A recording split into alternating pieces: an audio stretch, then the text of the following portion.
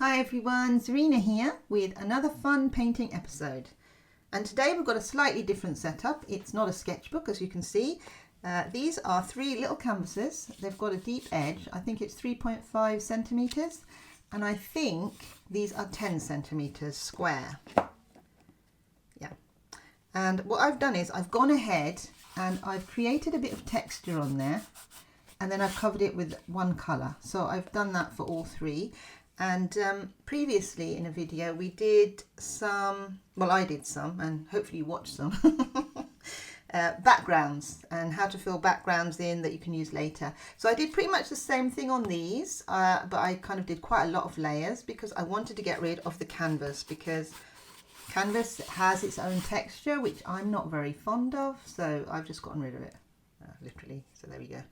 But yeah, so I created the backgrounds first, but then I just went over them with one colour, and that was just gave me a fun little exercise. And maybe next time I'll show you how I do that on a canvas, but because I've already done these and they're ready to go, I thought let's have a little experiment and see where we go with them. So what I'm going to do is I'm going to create like a little landscape that sort of, you know, goes through. They're very tiny, so they're not going to be very hugely detailed because they're so small, you know, and they need to like stand out on the wall or wherever you hang them. But you can hang them as a triptych like this, you see, sort of three together, and I think that's quite nice. Or you can even hang them like that, really close together. Totally up to you how you present them at the end of the day.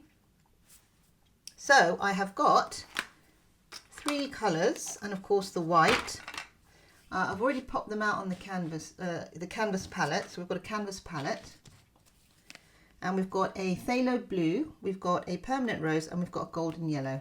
And these are the Cryolor heavy bodies, which I'm currently using at the minute. So I've already squeezed those out. I'm not going to use any other things. I'm just going to be painting. Let me see. Is this central? There. Right, so I'm going to use my rigger brush. I'm going to use maybe this brush, and I'm going to use, possibly use a palette knife. I have my water, and that's pretty much all we need. So with the rigger brush, I'm just going to start off by having a slight bit of fun. It might well go over what I do at this point, just, you know, just because. And I'm going to take a line across. There we are. And that's kind of my horizon line going all the way across all three. I'm going to mix with some of the yellow, I think, and create a kind of a green. Yep, there we are. That's quite nice. And we'll do another line. And I mean, even just that as lines, very minimal kind of look to it. Quite nice. So if you want to just have a, and you know what, I'm going to use this other brush as well because that's kind of small. And I'm going to mix up some yellow. But I want it lighter because these colours are already very blocky, and kind of lighten it up a little bit. So I'm going to take across a bit of yellow,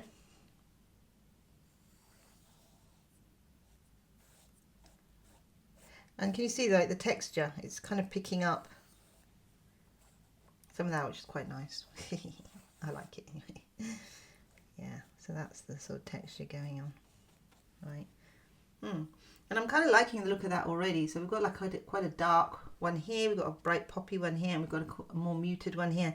And the colours kind of react differently to the background colours, as you can see. So we put the same colours on, but each of the canvases looks quite separate and different. I'm going to continue to keep them like that for a minute. And I'm going to use my bigger brush now, and I'm going to put in what could feasibly be a sky. But what I'm going to do is I'm going to leave a kind of an edge of the undercolour there. And then let's put in some ground area. Yeah. Oh, that's a bit too green. Don't really want it green. I wanted it more orangey. That's gone brown now. Come on, red. Do your job. Okay, there we are. And on the red.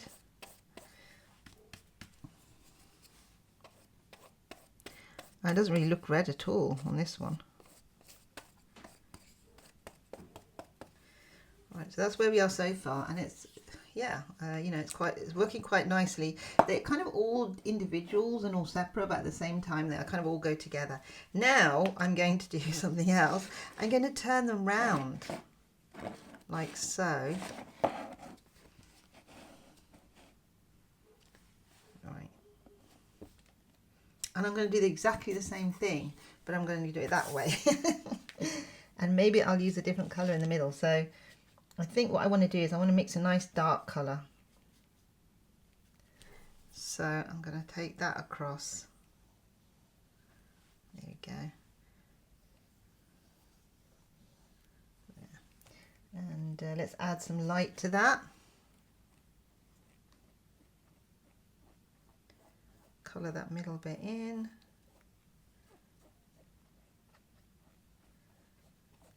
Right, and you see, you can you can have fun with this and do this, well, till the cows come home, really, totally up to you. Now with the sky area, I'm going to sort of paint in. Now it's not, mine isn't dry, but you might want to let some of your areas dry a little bit before you paint in a sky area. And I'm leaving some of what you can see underneath. It's kind of mixing with what's underneath as well, actually. Yep. And then the a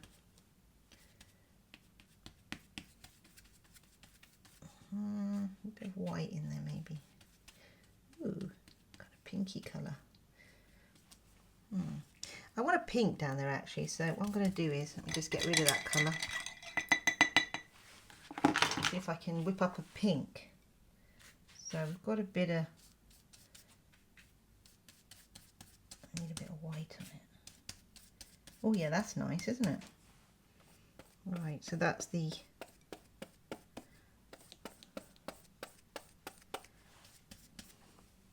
ground area, if you like.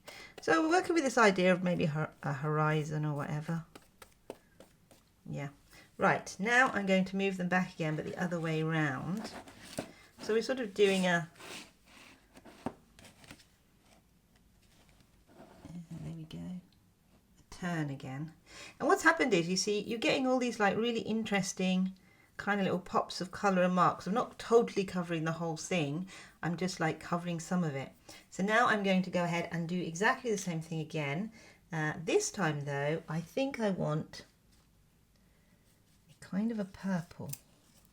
Did I have purple before? I did, actually. Let's make another colour. Let's just mix something up that we like the look of. I think I need more white. Let me get the white. Right, let's pop some white on there. Oops. That's nice.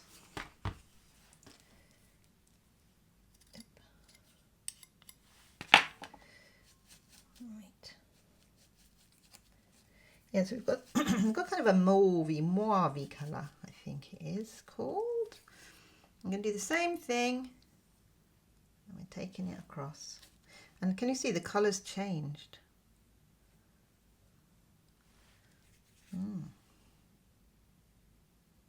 Now I'm not going to fill it in or anything like that, but what I'm going to do is I'm going to pop some sky in, but this time I'm just going to use the white with whatever I've picked up. So I think you can see that.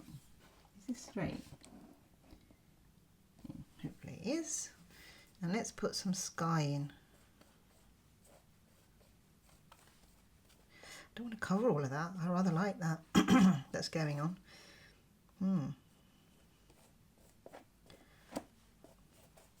It's quite abstract, actually, isn't it? And, you know, there's nothing to say that this is going to be a landscape. I suppose it could end up being abstract, but it's supposed to be an abstract landscape anyway, so that's all right. What I'm going to do is, yeah, there it is. Right, I rather like those two, so I'm going to leave those. And then the ground area. Now, we've got quite a lot of colour in the ground area, and we don't need to, like, disturb all of it. So now for each one, I'm going to make a decision on the ground, and I think I like what's happening here. So I'm going to do that. It's a bit too green that side, so I'll get rid of some of that. And then these two lines are a bit, well, I don't know, maybe we can keep, shall we though? I like that one because you've got a bit of red on that side. This is when, as an artist, you are making decisions about what you like about your landscape. Now we need a little bit more yellow, I feel, so I'm going to pour some out. We're going to add some yellow to that now,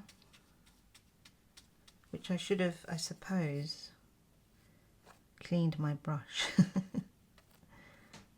Now for continuity, you can sort of have the colour going over both so that it, you know, it looks, and then you don't have to do it, you know, you don't have to take the colour all the way down or anything if you don't want to. You can just kind of leave it like that sort of thing if you want to.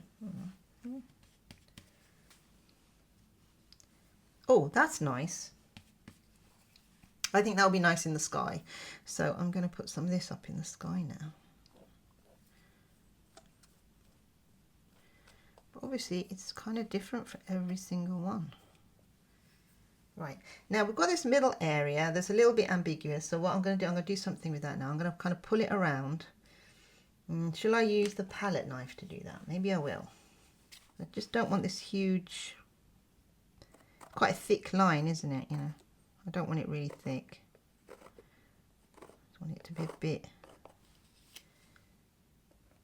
just denoting something. I don't want it to be like hugely.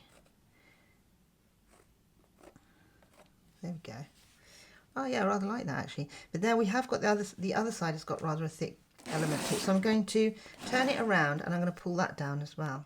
And I'm not really pulling it all the way or anything. I mean, I can if I want to. And this is still quite wet paint, so it's sort of working. Right, so that's what we've got so far. Are these straight? Let's have a look. It's annoying looking at something that's not straight when it's a piece of art, isn't it?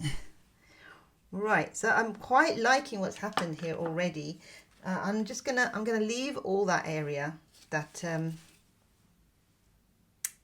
foreground, middle ground area. I'm gonna leave all that, and I'm just gonna concentrate on the sky a bit because I think the sky needs something a little bit more. So what I'm gonna do is I'm just going to maybe take off some of the sky actually. Let's just take some of it away. Some of it I like and some of it I don't like, so it's going to take some of it away. And you can reveal some of the under again if you want to. Right, now I'm going to put quite a light sky in because I don't really want a dark sky anyway. So, are we straight? Yeah. Hopefully we are.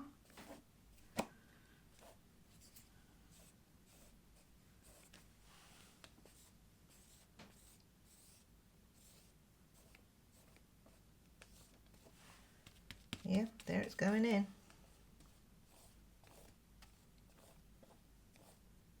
I'm going to leave that middle section. There was an anomaly in there that I liked, so I just kept it. It doesn't mean you have to cover the whole thing, you see. You can just cover as much as you want. And there's like, I like these little pops here. So I'm going to leave those as well. Yeah, and then this one. This one kind of, oh, this one kind of worked as just a blank sky really. We had some pops just here, which is quite nice. Right. Okay, so there we go. 3 cute little canvases. I think they work. For me, they do. So let me just show you them. So we've got this one, quite nice. Oh, actually, let's move the palette out of the way so we can have a proper look. Sorry, the table's a bit grubby now. Right. Yeah, but looking at them like this. Okay, let's start with number 1. So this is the first one. Move that out of the way too. Yeah, I mean it's still wet, you know, you can see, but yeah, I liked what's happened here. You've got some nice colours. You've got the blue, you've got the yellow. It looks really, yeah, it's a nice, and it's not too much on there. So for a small painting. You can frame these as well if you want to with maybe a wide frame, wooden frame. black probably, or cream coloured maybe, just to accentuate. You know, it's good to have white space around things. And there's the last one. So you could frame them all together if you wanted to. You know, as a triptych you could frame them, or you could, I'm not sure any of these are straight, sorry. Can't really get them straight. Got too many things on the table as well. Yeah, so you could frame them as a triptych, or you could frame them individually, you know, and you can hang them like straight like this, or you could hang them like so, or you could just pop them on the wall like so. Yeah, I mean, I really like small work because, you know, it's just so easy and quick and tactile and lovely to do, really. So go ahead, buy a couple of little canvases and, you know, do some painting. And I'll see you next time.